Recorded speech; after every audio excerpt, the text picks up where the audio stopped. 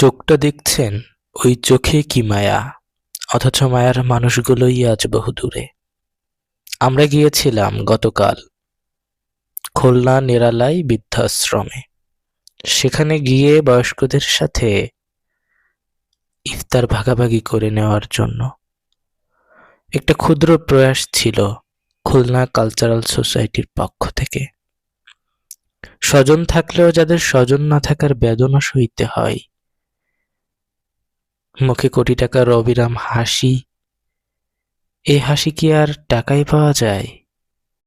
তাদের সঙ্গে ইফতার ভাগাভাগি করার যে অনুভূতি, তা ভাষায় প্রকাশ করার মতো নয়। খুব ভালো লাগার একটা বিষয়।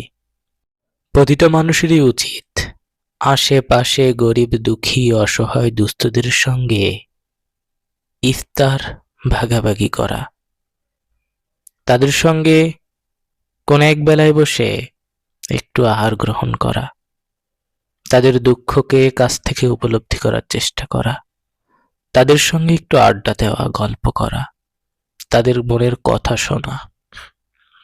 এতে ক্ষতি নেই।